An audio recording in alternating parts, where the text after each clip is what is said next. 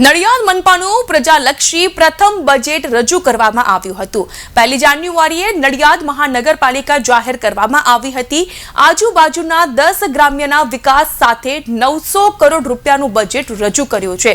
મનપા commissioner GS સોલંકીએ નગર વિકાસ માટે અને પ્રજાલક્ષી કાર્યો માટે તમામ પ્રકારની સુવિધાઓ માટે 900 કરોડનું બજેટ બહાર પાડ્યું હતું। બજેટમાં ચોમાસા દરમિયાન ભરાઈ જતા પાણીના નિકાલ માટેની વ્યવસ્થા, ગટરની વ્યવસ્થા, આરોગ્યલક્ષી વ્યવસ્થા, શિક્ષણલક્ષી વ્યવસ્થા, પર્યાવરણ જાળવણી અને જળવાયુ આબોહવાના પરિવર્તનો સામે સંરક્ષણ, garden development, city mobility plan, દિવ્યાંગજનો માટે ખાસ સુવિધાનું નિર્માણ, આરોગ્ય વિષયક સુવિધા, રમતગમત સુવિધાઓમાં વધારો, અપગ્રેડેશન કરવા, સાંસ્કૃતિક વારસો અને તેનું જતન તેમજ નગરજનોને પાયાની સુવિધાઓ મળી રહે તે તમામ પ્રકારની બાબતો બજેટમાં આવરી લેવાઈ।